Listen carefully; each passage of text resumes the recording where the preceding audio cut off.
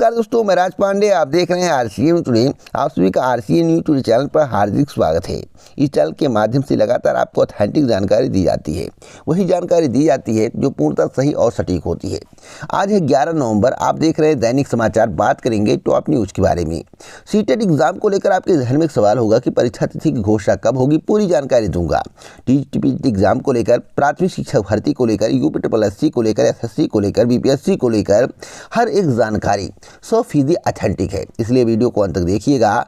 उससे पहले आप सभी से कहना चाहता हूं, अगर आप इस चैनल का परिवार बनना चाहते हैं, इस चैनल से जुड़ना चाहते हैं, इस चैनल के परिवार के साथ मिलकर सही जानकारी प्राप्त करना चाहते हैं, तो अभी चैनल को सब्सक्राइब कर ले, बेल आइकन दबा दें, ऑल पर सेलेक्ट कर दें।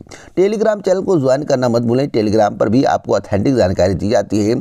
टेलीग्राम पर जाइए, चैनल का नाम सर्च करिए, आपको टेलीग्राम चैनल मिल जाएगा, उसे आप ज्वाइन कर सकते हैं। उससे पहले आपकी तैयारी के लिए एक महत्वपूर्ण सूचना। अगर आप किसी भी गवर्नमेंट जॉब की तैयारी कर रहे हैं, लंबे समय से तैयारी कर रहे हैं, आपका सिलेक्शन नहीं हो पा रहा है, कई प्रतियोगी परीक्षाओं में आप बैठ चुके हैं, परीक्षा दे देकर थक गए हैं, एसएससी, बैंकिंग, रेलवे जैसी परीक्षाएं बार बार देते हैं, या आप तैयारी करना चाहते हैं, आप शुरुआत करना चाहते हैं, आपको सरकारी नौकरी की चाहत है, आप अपना सपना साकार करना चाहते हैं, लेकिन आपके पास इतनी पूंजी नहीं है कि सरकारी नौकरी की आप तैयारी कर लें, किसी अच्छे कोचिंग संस्थान में जाकर एडमिशन ले लें, तो मैं आपको बताना चाहता हूँ कम पैसे में बेहतर तैयारी। 599 वाला 400 में, 699 वाला 599 में। अगर आप आरसीएन कूपन कोड का यूज करके टेक्स्ट बुक के टेस्ट सीरीज को परचेज करते हैं तो 600 भर्ती परीक्षाओं की तैयारी आप 1 साल कर पाएंगे। दोस्तों, मैं आपको बताना चाहता हूँ क्या क्या इसमें मिलेगा। 45,000 प्लस मॉक टेस्ट आपको देखने को मिलेगा। 13.86 लाख स्टूडेंट अभी तक इसे परचेज कर चुके हैं। 14,000 प्लस प्रीवियस ईयर का पेपर देखने को मिलेगा, 12 भाषाओं में देखने को मिलेगा। तो आप बताइए, कोई 599 रुपये में 1 साल तैयारी आपको करवाएगा? कभी जीवन में नहीं करवाएगा। इसलिए 599 रुपये आप परचेज करके 600 भर्ती परीक्षाओं की तैयारी कर सकते हैं, वह भी 1 साल। अभी जाइए, डिस्क्रिप्शन बॉक्स में लिंक दिया हूँ, उस लिंक पर क्लिक करें, आरसीएन कूपन कोड का यूज करें और अपनी तैयारी को धार दें, अपनी तैयारी को 4 चांद लगाएं। डिस्क्रिप्शन बॉक्स में लिंक है। आज नहीं तो कभी नहीं। पहली खबर के बारे में बात करेंगे। पहली खबर सीटेट को लेकर है।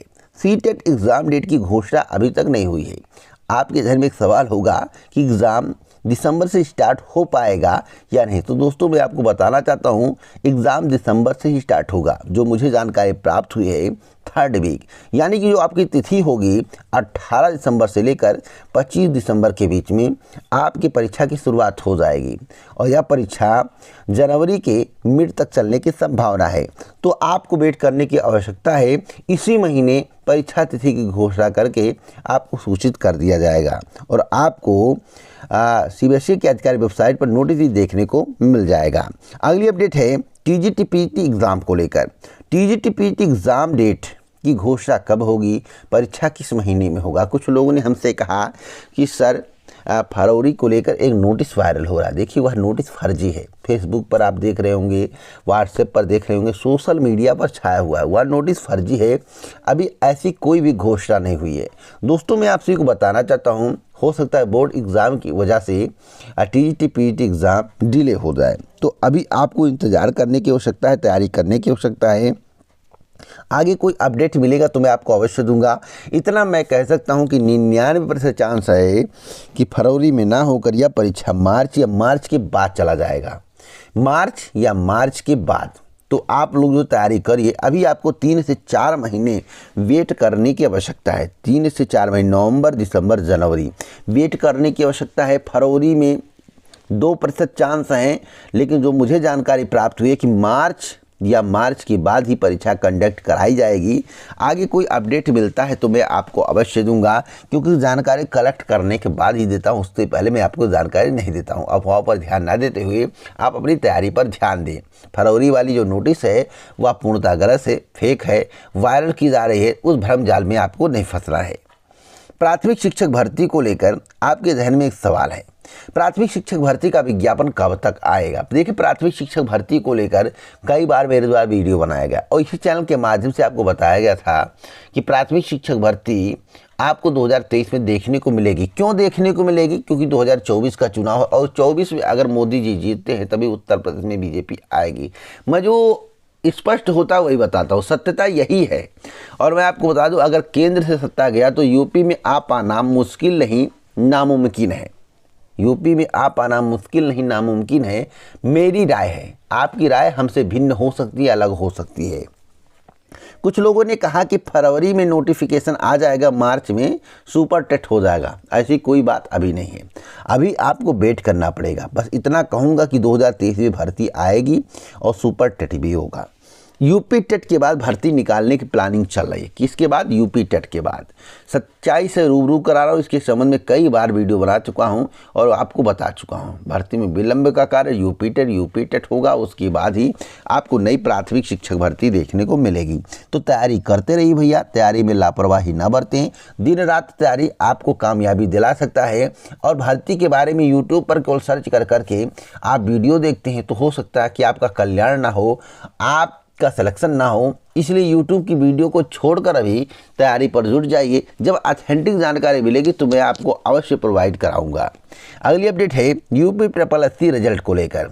यूपी SSC के माध्यम से 23 से लेकर 27 नवंबर के बीच में 23 से लेकर 27 नवंबर के बीच में लोअर का रिजल्ट जारी किया जाएगा। यूपी SSC में तैयारी चल रही है, आप 23 से 27 नवंबर का वेट करिए। अगली अपडेट है SSC एग्जाम्स को लेकर। बहुत ही महत्वपूर्ण खबर है, मैं आपको दिखाना चाहता हूं। कर्मचारी चयन आयोग की ओर से अवर अभियंता यानी कि जेई भर्ती परीक्षा 2022 का आयोजन 14 से लेकर 16 नवंबर तक किया जाएगा। परीक्षा 3 पालियों में सुबह 9 से 11, अपराह्न 1 से 3 और शाम 5 से 7 बजे तक आयोजित की जाएगी।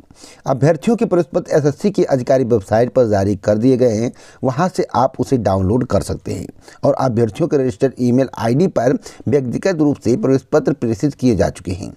इसके अलावा कई अभ्यर्थियों के आवेदन पत्र निरस्त कर दिए गए थे। अभ्यर्थियों ने SSC के समक्ष अपनी आपत्ति दर्ज कराई थी। जाँच के बाद SSC ने इनमें से 276 अभ्यर्थियों के आवेदन पत्र स्वीकार करते हुए उन्हें परीक्षा में शामिल होने की अनुमति दे दी है। SSC मध्य क्षेत्र के तहत परीक्षा के लिए 62 केंद्र बनाए गए हैं। इन केंद्रों में परीक्षा के लिए कुल 1,42,733 अभ्यर्थी पंजीकृत हैं। इनमें सिविल शाखा के 64,146, इलेक्ट्रिकल के 39,105 एवं मैकेनिकल के 39,482 अभ्यर्थी शामिल हैं। प्रयागराज के 6 केंद्रों में 12,808 अभ्यर्थी परीक्षा में शामिल होंगे। तो दोस्तों, ये SSC की बहुत ही महत्वपूर्ण खबर थी। इसी प्रकार की जानकारी मैं आपको समय समय पर देता रहता हूँ। अगली खबर उत्तर प्रदेश अधीनस्थ सेवा चयन आयोग की पीईटी परीक्षा को लेकर है। यूपी SSC पीईटी परीक्षा का मामला कोर्ट में पहुंच गया है। आपके जहन में सवाल होगा कि कौन सा मामला है, तो मैं आप सभी को बताना चाहता हूं, जैसा कि आप अपने स्क्रीन पर देख रहे हैं कि प्रदेश में 15 व 16 अक्टूबर को ही प्रारंभिक अर्हता परीक्षा में कथित अव्यवस्था का मामला इलाहाबाद हाईकोर्ट की लखनऊ पीठ पहुँच गया है। एक स्थानीय वकील ने जनहित याचिका दायर कर परीक्षा न दे पाए 12,46,000 अभ्यर्थियों की परीक्षा फीस वापस करने की गुहार लगाई है। कोर्ट ने मामले में उत्तर प्रदेश अधीनस्थ सेवा चयन आयोग यानी कि यूपी SSC व राज्य सरकार से जवाब मांगा है। मामले की अगली सुनवाई 14 नवंबर को होगी। याचिका का कहना था कि इस बार करीब 37.50 लाख अभ्यर्थियों में से 12,46,000 अभ्यर्थी अव्यवस्था के कारण परीक्षा में शामिल नहीं हो सके हैं। परीक्षा केंद्र बहुत दूर होने की वजह से भी मुश्किलें आई, यहाँ तक कि कई को जान गंवानी पड़ी और कई चोटिल भी हुए। याची ने इसकी न्यायिक जांच की गुजारिश की है और जितने भी कैंडिडेट परीक्षा में शामिल नहीं हो पाए हैं उनकी परीक्षा फीस वापस करने की मांग की है। तो क्या ऐसा संभव है? दोस्तों, सुनवाई हो रही है, संभव बहुत कुछ है। अगर अभ्यर्थियों के पक्ष में फैसला आता है तो गारंटेड है कि 12,46,000 कैंडिडेट की फीस वापस करनी पड़ेगी। 14 नवंबर का वेट करना होगा। कोई अपडेट मिलता है तो इस चैनल के माध्यम से आपको जरूर दिया जाएगा। अगली अपडेट है BPSC 68वीं नोटिफिकेशन को लेकर। दोस्तों, लगातार इस चैनल के माध्यम से आपको जानकारी दिया जा रहा है BPSC 68वीं को लेकर। देखिए, कुछ अधियाचन इसी महीने प्राप्त होंगे और इसी महीने आपका नोटिफिकेशन जारी होना है। लेकिन आपके जहन में सवाल है कि कब आएगा। मैं आपको बताना चाहता हूँ 68वीं का रिजल्ट आपको नवंबर के 3rd वीक में देखने को मिलेगा। कब? नवंबर के 3rd वीक में 68वीं का रिजल्ट देखने को मिलेगा, जिसकी तैयारियाँ लगभग पूरी हो गई। 80% काम पूरा हो चुका है। मैं आपको बता दूं, जैसे ही 67वीं का रिजल्ट आएगा उससे 2 से 4 दिनों के अंदर आपको 68वीं का नोटिफिकेशन देखने को मिलेगा। तो 67वीं रिजल्ट का आपको इंतजार करना होगा। इतना मैं कह सकता हूं कि पदों की संख्या इंक्रीज हो चुकी है। जो 222 थे उसके बाद 282 प्लस हुए थे, अब 300 प्लस हो चुके हैं। तो यानी कि 300 से अधिक पदों पर आपको भर्ती का नोटिफिकेशन देखने को मिल सकता है। पद और भी इंक्रीज होने की संभावना है। इस महीने कई विभाग से अध्याचन आने वाले हैं, इसलिए आपको थोड़ा वेट करना है और बड़ी संख्या में आपको पद देखने को मिलेंगे 68वीं में। तो जमकर तैयारी करिए। 67वीं का रिजल्ट नवंबर के 3rd वीक में, 68वीं का नोटिफिकेशन रिजल्ट के 2 से 4 दिन बाद आपको देखने को मिल जाएगा। एक और महत्वपूर्ण जानकारी दे दूं आधार कार्ड को लेकर। आधार कार्ड को लेकर एक बहुत बड़ी अपडेट है दोस्तों। मैं आपको बता दूं, आधार संख्या को अब हर 10 वर्ष में कम से कम एक बार अपडेट करना होगा। इसके लिए पहचान और निवास प्रमाण पत्र दिखाना होगा। केंद्र सरकार ने आधार नियमों में संशोधन कर इस बाबत आदेश जारी कर दिया है। इलेक्ट्रॉनिक और सूचना प्रौद्योगिकी मंत्रालय द्वारा जारी गजट नोटिफिकेशन के मुताबिक पहचान और निवास प्रमाण पत्र से आधार कार्ड को अपडेट करना होगा। पिछले महीने विशिष्ट पहचान प्राधिकरण ने लोगों से कहा था कि अगर उन्हें आधार बनवाए 10 साल से अधिक हो गए हैं और संबंधित जानकारी को अद्यतन नहीं कराया है तो दस्तावेजों को अद्यतन कराएं और इसे अपडेट करा लें। दोस्तों, एक नियम बन चुका है कि आपको 10 वर्ष में एक बार, यानी कि 10 साल में एक बार आधार को अपडेट कराना है।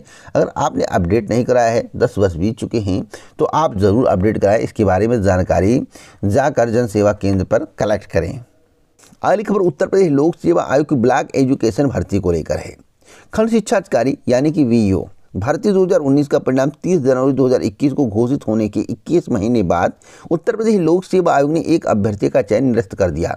परीक्षा नियंत्रक अजय कुमार तिवारी की ओर से बुधवार को जारी नोटिस के अनुसार मुख्य सूची में 308 नंबर पर चयनित अनुसूचित जनजाति वर्ग के जितेंद्र कुमार गौंड का जाति प्रमाण पत्र सत्यापन के बाद अनुसूचित जनजाति का न होने के कारण उनका अभ्यर्थन आयोग ने निरस्त कर दिया है। निरस्तीकरण के कारण रिक्त हुए पद के सापेक्ष अनुसूचित जनजाति के पूरन सिंह का नाम औपबंधिक रूप से संशोधित किया गया है। अभ्यर्थी के मूल प्रमाण पत्रों के सत्यापन के बाद सही मिलने पर संशोधित पत्र भेजा जाएगा। आयोग ने 13 दिसंबर 2019 को बीओ के 309 पदों पर विज्ञापन जारी किया था। तो दोस्तों, एक का रद्द किया गया तो एक का चयन किया गया। और मैं आपको बता दूं, टॉपर बिथा फ्रॉड हुई थी FIR। तो अब जो मामला था, जो जांच चल रहा था, उसकी पुष्टि हो चुकी है और यह सिद्ध हो गया है जो प्रमाण पत्र इनके द्वारा लगाया गया था वह गलत था।